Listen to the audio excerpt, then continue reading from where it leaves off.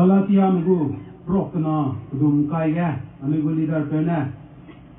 anu session bam mai go kya ai ko le to ai puli kera le sna kera Galatia prokna dum kai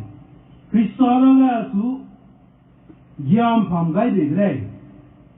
ring bam de peuza iza ta de khane adage bam de peu Kristane de le suna hmei pumge iring da rana ge knei begene iring le atuhung da ahangge runne patu peipet kai peuze osam ke pere rane namalo amen duine rock tale ti chipe injin gina dei ga kanom le na ti ke lu da tala do ban suna nang ting today kandam mai ga ngam gai ni be lo ga ning kyang na ma ku pe lu lei le za ku mong ro ai ve da tuna lu ni su sa ki ten sam ra lo ga nang go ru i nai lu in te be na me lu ga nang na wong ke de mo ku lo na lo ai ram lei le i so din ke lo de amen tu mai ka ku Sampui da anu i go ngong kan du ga i ngo ba ai ga ngo ba da konta ka kili gum da kai na kili ta bom no dai le su do pan su ya ka tham le miang ka pe na ra sam sa kili di ga English da ti kam mi ko lo dai gum ko lo da pa le ga sa kili ai ga stand up for Jesus ve di ga iso ma dai sa bla le de be ta le su do iso te de ga pa du sa ba sa ko le da da gu Sampui ka ka da bu na Krista ga is a solo Kaseven Suya, be Dile. Who am I in Christ as a Vedaga? Let's do Hang Daiga, Krista Hang. Let's get Krista Hanga. I got Kuka, I get Krista Hang, Tambi Keza, and to get figures on the day. So now I'm an and King Hang come to that, and we deny get on King do Krista Gu, a good table Pele, Krista Gu, good table Pule. Kaseva anui Krista hanga nui tome Krista ga nui tome ben suga anui pona sabe jinu le bana namai do rana me anuya rana me le rana pe mina lui lu ba ko le bana anuya da du ta le Krista gu le kaseva anui jinu le tira me idung king ke kam kai diga ta da ra du ga da gu ta re le su do Wang Chang di beli gumza, tapi terus le. Keluarga Peter bugulai tiga nui kia gai buka. Tipo Peter benar tipo ga, kam le si rom gai buka ana. Rom ga, ni rom benar. Buang tevi tingga. Rom gu kedai za pokli na rahanga tevi tingga. Rom nam di rukam lu za. Kristen benar rule ram gai lu za. Kristen benar za. Rom get a heuga. Rom ramga, me bung nang tadi that. Tikitum Kogalo, Timuika Christian Matsuru, a Peza, Ngaza, the gay laza, entertain Telza, Karoman Filgum Bamba, and Togolu, Begana Radi Pakano, the Sanguida, a Telza, Rom Hanga Christian and entertain Lukat Sanga, Pebam Sanga, Timuidu Karanga, Ami Bung Tautada, Chekado, Christian Mezeruvena. The lies of them thing lay. Supposing ya, he tervena, Rakan Nagana, Rose, the lay the bum hanga, when we long rose who mocked the bum rahanga, Christagana, Rose, Letiza, when we saw many Betira hanga, Ninguyati Puki, the other say, got a bear, Lunga the bum today. Does it? Nda Anui, Nunca Kialia the Sangana, Nda Anui. Krista gu sang mak sabam da kana suna Krista gu sang re le da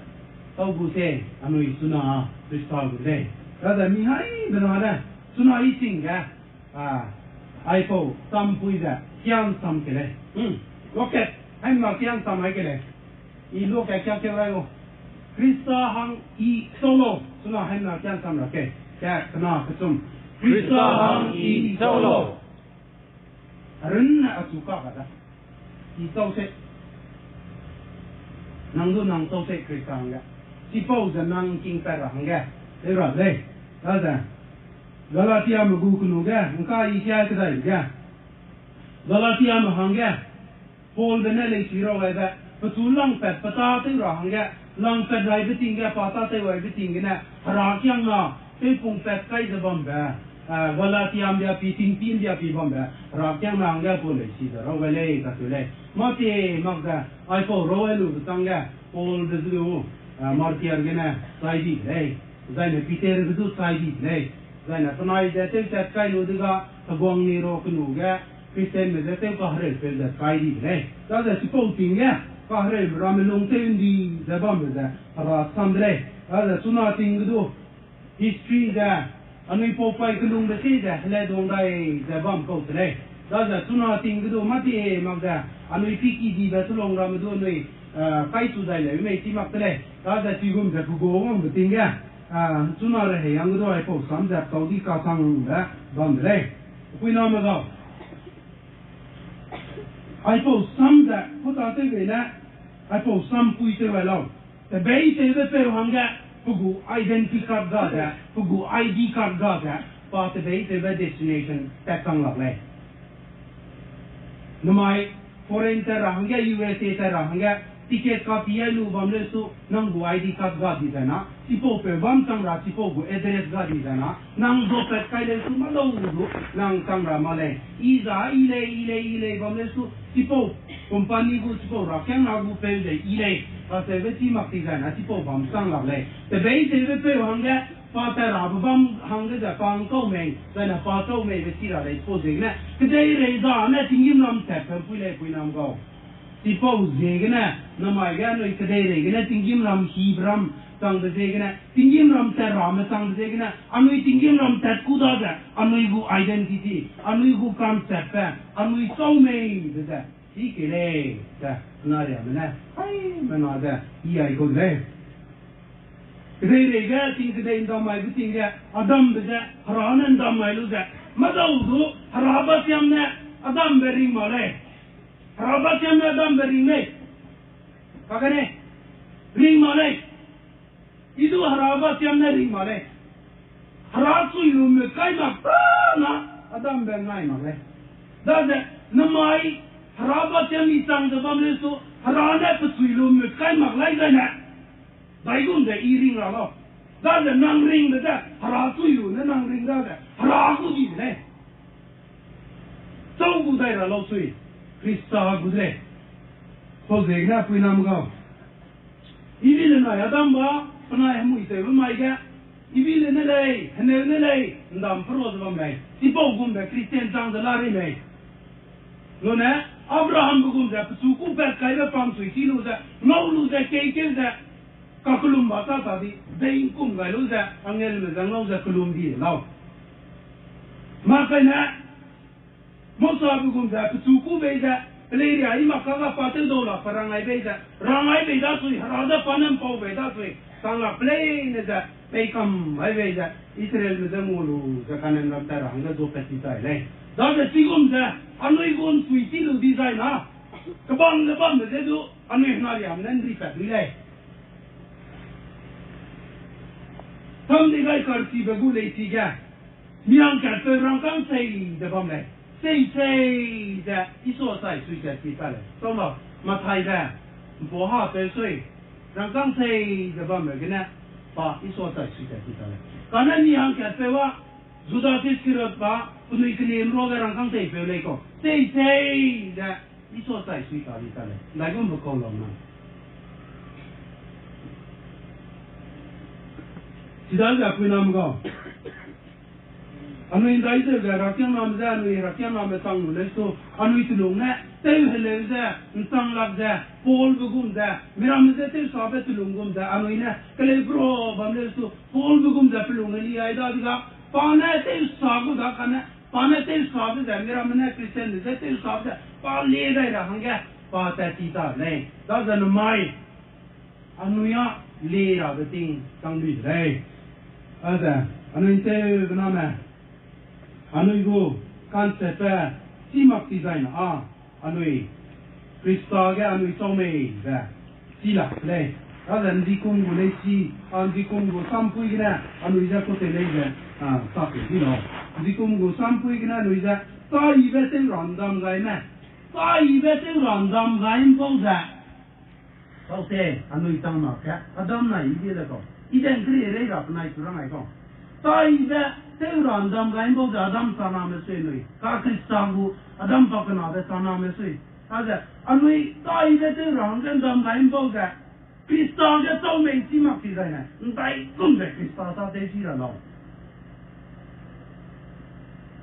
hồi đấy nè, anh ơi, Krista cái ý là châu mình, nè, chỉ là thế cái này, hôm nay cũng thế, năm mai chỉ là luôn số mai sau đó cũng vậy, mà cũng là Ndui mặc pelung cái, thì chỉ là một cái này cũng nằm có, năm mà cũng là Ndui mặc pelung các cái, Krista cái ý là châu mình cái result tăng cái này, cái tăng cái này, thì là người ta rằng cái, phải làm được cái, ai phụ của Sampui cái, Sampap cái sum, Sampei cái sum, para đấy, nào thì anh có concept về cái unggan gì vậy, phải làm vậy, đại cũng là Krista cái ý là sau này vậy, Krista hang ý sau lâu cái thế vậy, Krista hang ý sau này vậy, đại cũng chỉ là lâu. đó là anh em nói là mình đại cũng là Krista hàng cái số mấy vậy đại cũng tập thể chỉ là thế anh em nói là mình cũng can thiệp phải làm được chưa kia là không đó là anh em nói là mình cũng can thiệp bên câu lo anh em chỉ luôn cái vitamin nhiều chỉ ta gì đấy tiếng gọi gì suy society cái vitamin nhiều chỉ ta đấy suy ra cái vitamin nhiều chỉ ta đấy suy anh em cũng nói là mình cũng can thiệp với cái tiếng gọi gì không thì có thể về cái quan cả thế Radan pomak tasui, saya boleh cina orang tasui. Paling dolar kepelai, ketelia si kepelai, di sini aguang lagi tasui. Si pau pelai ni pomak tadi ka, ni dolar ketu kita dah, engkau mega, zina. Ketelia si kepelai, madu ketelia kita dah. Di sini uang pelai tasui, di sini uang pelai tu pomak tu je kena. Anu ram ke di sini begal leh. Anu ram aku konsep saja, tenggan leh. đó là quy nam go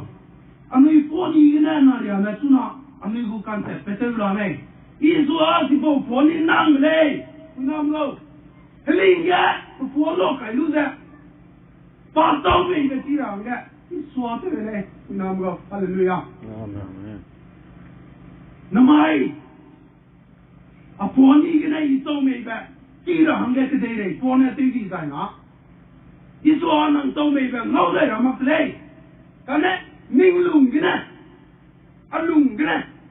ý sâu mày về tại đó thế gì rồi nó lót cái này năng sâu mày về xí lô ra năng số ta sẽ rằng đấy pui cái chiều liều lên có gì nữa nói làm đâu anh ấy phô hay phô gì tình đại cũng được bom lòng anh ấy nói nó thế mi tao mình tâm bom lên số tây lạc ta cái này chỉ phô tình cái anh ấy phô ra Bible sam dum ket Zohan pro kutum budum kreu suru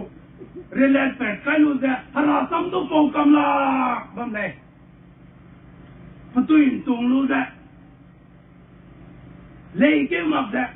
optei tena na bria ga te tang la pi de ting do ten de bam le ka te ga le kya se le kana na ma ya te Bible lui te de ba te le pelu de pe de le do hara sam po ra ko ga tale anh ấy cũng can thiệp với tiếng gọi gì đây, nó đi ăn go,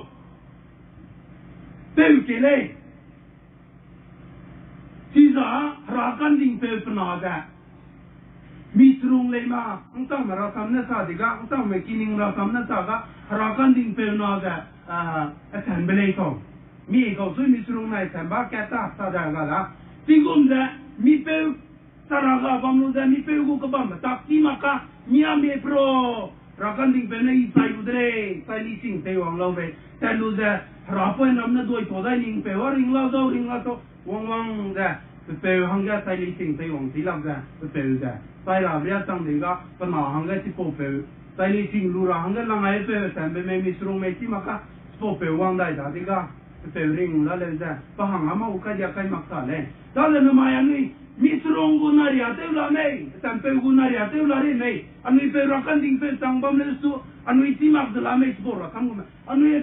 pe ra ta lấy này tiếng gì phải bấm lên số anh ấy phải ra cái ta lấy này tiếng gì về ninh mà đấy ya tiếng gì mà lấy bấm lên mày concept phải tiếng con đi ra asal nè phải lý tính đâu mà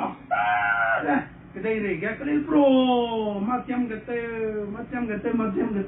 bam gum ra phải lý tính ngồi lưu được cái gì krum wong te rang cái krum cái gì ta đấy con si gum tên mai anh ấy đó heling pel đó why design á krum te rang cái rawong cái rồi na bam gum đấy có gì cái này quy nam go anh ấy luôn cái câu tiêu ngon đi mày về cái cái này cái và cái nào vậy Krista hang iso mày về chỉ là design á i ada cái concept về gadi về i pel về lu lên sự đó Rama suage is a so mày về chỉ mặc gì na đâu làm đây đây Rama suage is a so mày về đại cũng chỉ là lâu cái nụ gala tia cái này kia cái sẽ tiêu lu đây rồi làm thế cái gì đó nuôi ngầu đây mi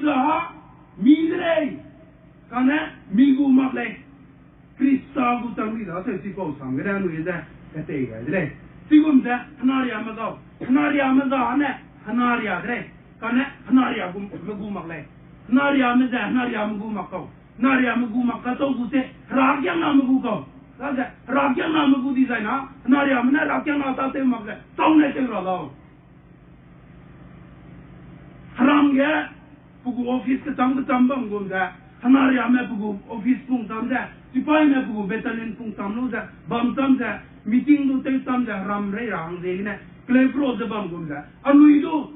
Krista ram re ra hange Anui ne rang kira hanga tangudle rakyang namne Krista ram tendi ranga ningai bloga tauze gui ralo nari amze gui gudle tauze rama soge i the tome that pom suiga kadama ki saina wang tang kira makle tauze ina raza sakite rahanga adaga ko pebe ne rame ko ne rame siza kathai kira hanga ei rahanga nangule pinam go anui po di twin ja so pe lang le ai po Sampui ga ta nam da sui so po di te ya lo i ja kene bi te ga pa na da sui pa ta da sui nga di twin ja Abraham di ko da sui Bible gine rang ja Abraham di te mele na Abraham di da na mai mele na ting wang pe na mai u le ko na mai a po di twin di te di ja na pa si te di ja ting wang pe na anu yang tu nama ulai be, yang nung kami le. Kau sehingga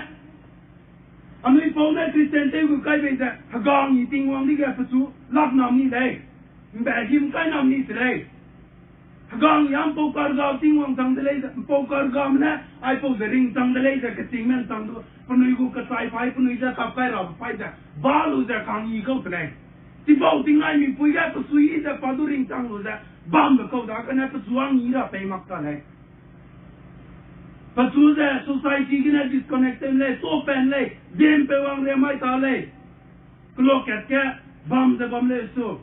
nare ram ge, bam le so do, tigum je bam le. Karena pama te le, du mak le. Pa Krista ke tau mei be ti kau dah sui. Raga, rama so ge pa tau mei be, anui pa wa ti po mai ge ti kau dah sui. Ma te le kang ma le. Daga anui po zilu tuing na ngau do lu da pelung ten nan da di tuing na ra sam pa wai mak da pugu karakter patlung ngau lu da pugu testimony gna pigi pe nam da lu da Kristen te rang ga ta ti tai le anui tulung na na ya ma go na mai ga anui tulung na anui po gum da ra sam po mak le su do bam be lai dai na zilu tuing gum da anui yang ga wang ra ko gara te me bam sing le bam sing le sau này người phụ cứ đi swing gu roll tới đây là lâu nang này mặc đây nè y này mặc đây nè đây cũng sẽ tới là lâu ra sam bảo vệ mặc cái này Christian cứ lại làm phải sai bắt lùng cái này lâu rồi ra Christian tới đi đây không Rama số cái bắt sau mấy cái chi đi ra suy Rana pelung pega cái lúc ra ra sam bảo vệ nang thà đang uy phê gu ruồi cái thà tới nang quăng ra suy suppose cái này Zeme ram jasi staram tendi rahanga Krista ge is a solo vetira di na anui fauna sampi tegum da anui telung gene do Sampui berena maksa sakit era beting sangli deh. Krista hang iza Zeme ba solo ba kagra design ha naria gu concept berena isi lu berena mak rama soge i Zeme ba silu berena sang la relai kana arunna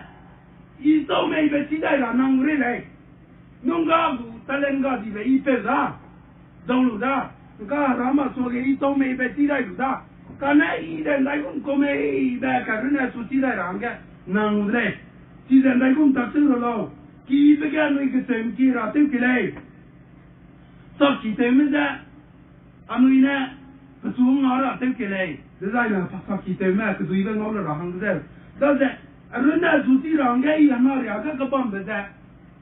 mala de tambala me bam tai di ge ime bamai di ge ime bamai de idi na nang ba ma kanang kuda nang bamai de kilai di na nang klira kanang ko lai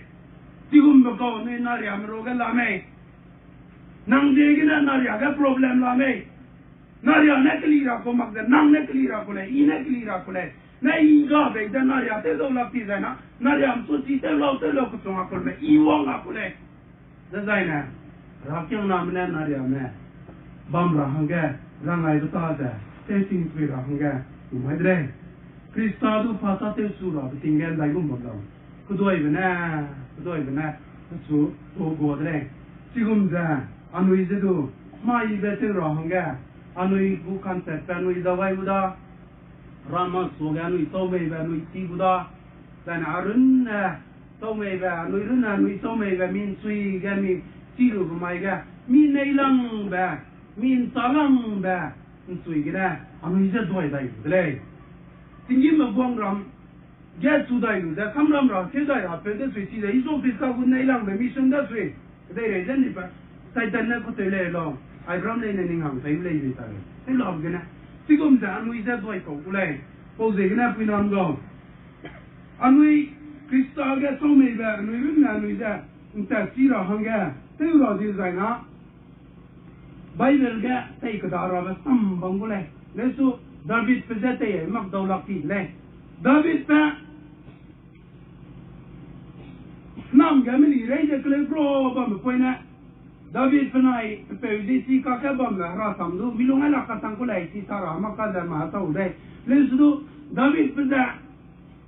nam ga mili reide kle pro bam poina Goliath ge ko da Goliath te ko bule ga wang be da wang sol bening da lak tu bam dai lesu lun be da pa ta tele te sim ra ma ti pai te lu to di ko da re dai ke me re lu da du la ko dai kana si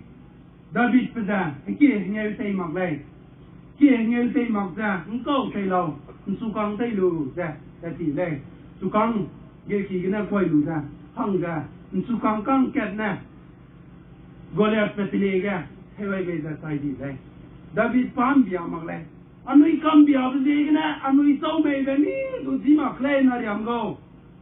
anh ấy đã đuổi ta đi rồi nó anh ấy Zeme về chi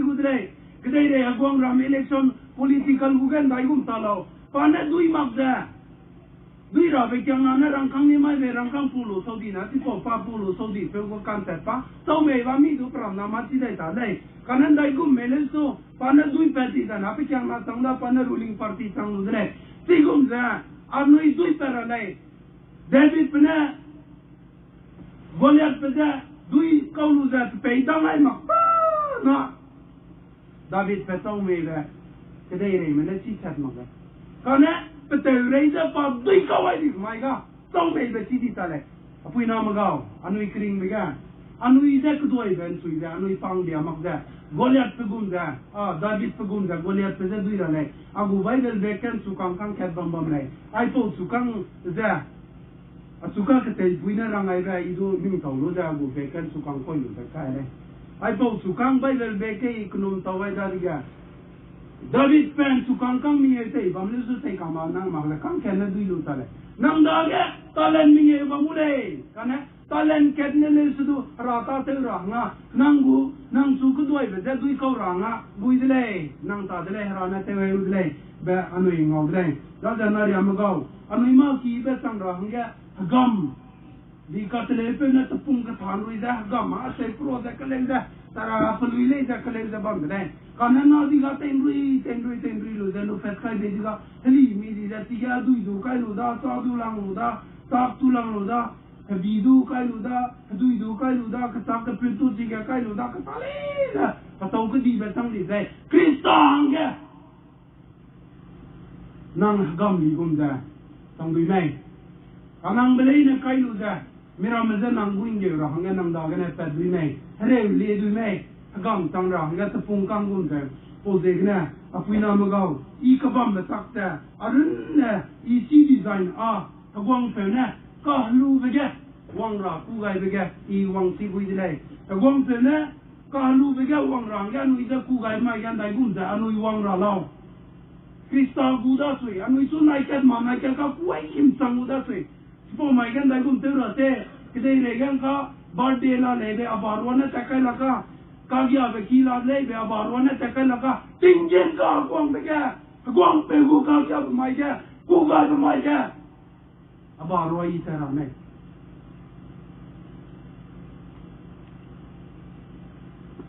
Apui nam gau, naria me. Minggu talenne rata terangga, tegai kau dele, tedu lo. Sipo da, nang ne teita te makti zai na ga dule. Teita te mang na ga dai du, tiaria ko bai bel kena rang kau. Ningam ne talen pegai da, nang ne teita te makti pu makti na lu te den le kau. Matai ga rong si chak la sui, talen kat pe ai pe re lu pe dai le ga ti lu mera mang pe ta le kau. Tang ha ka tu ga la. Ada, telci bamlu za telci tadang ka, tel nei le su paham ka pihi ka da, tidak kau lo, rana talen lu tadi ka. Anu yang ka pihi ba ma kalau, winam kau, anu ran kaira te kele, anu ida ka pinjim kalu bega anu ida Krista gutang di, zegna ku gai mai ka, kau te luang ralo, kedai le kena ma ku te luang ramak tele, kau te luang ralo.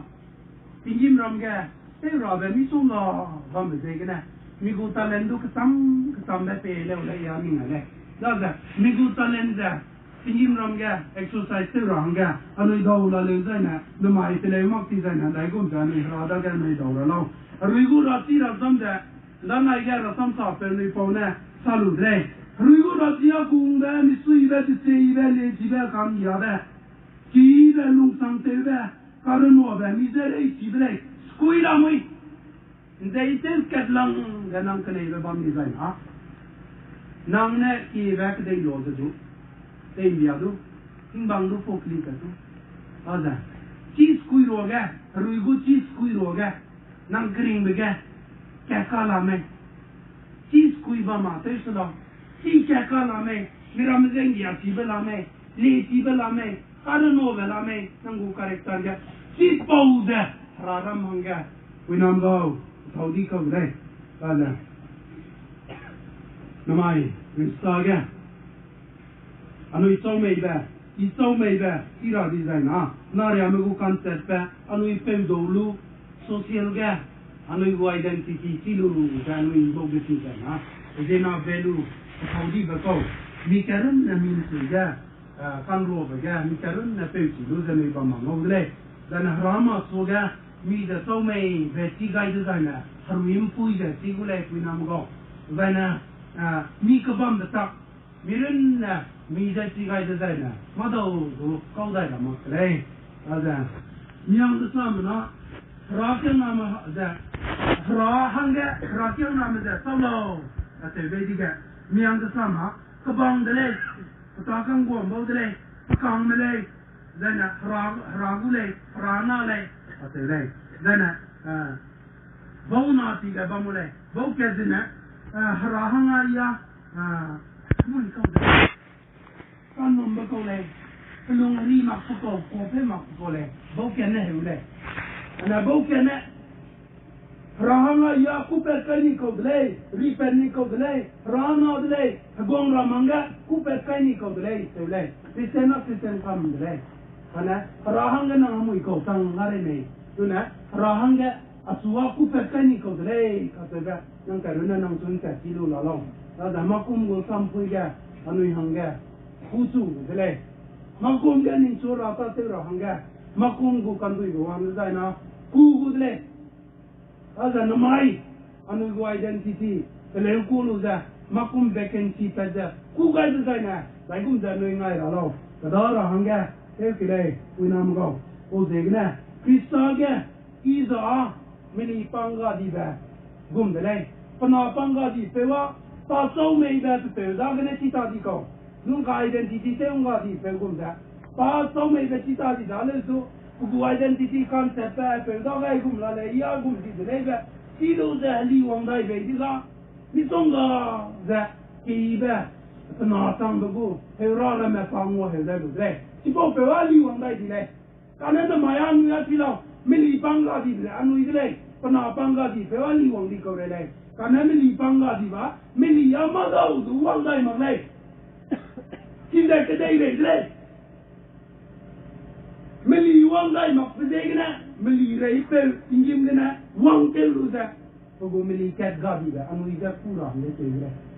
ada anu ida mili le anu ya harada ga pe wang ko ma le kana rana ya ida la le rana nu ida puni ko le harada pe dai na hanga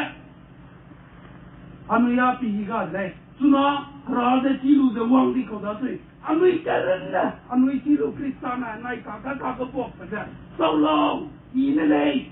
ya ti ga lu da problem da so te ti de dai na matale na Krista ya iza I makle Krista gu di de da anu ti gu le da pinam ga